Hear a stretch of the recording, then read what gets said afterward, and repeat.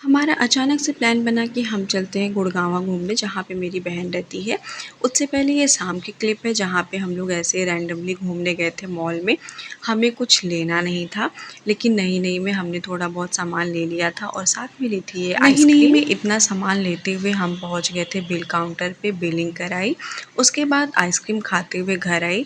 मैंने कोई भी सामान सेट नहीं किया, एज़ इट इज़ इसको रख दिया वहाँ पे किचन में।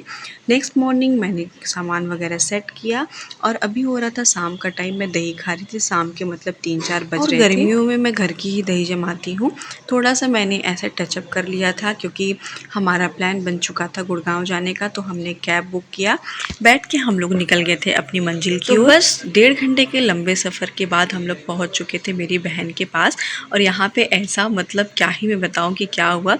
तो वो रहती है 3rd मंजिल पे और वहाँ पे भी बहुत सारे फ्लैट्स थे, तो हमें पता नहीं चला। तो हम वापस आ रहे थे ऊपर जाके, तो फिर हम वापस गए तो उसके यहाँ पहुँच गए थे।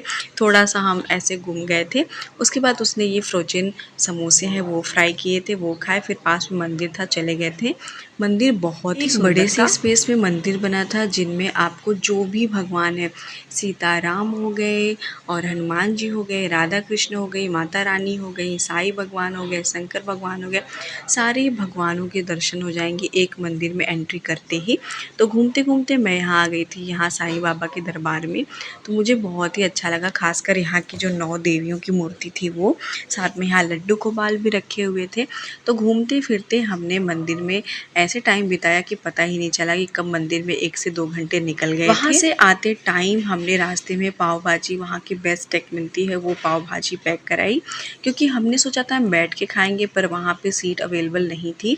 और आते टाइम हम भीग भी गए थे क्योंकि अचानक से बहुत तेज़ से बारिश हो गई थी। खाना खाने के बाद पाव भाजी खाने के बाद मेरी बहन लग गई थी खाने में, और उसने बहुत ही टेस्टी खाना बनाया था। मटर पनीर, सेवइयाँ, चावल, रोटी और पापड़।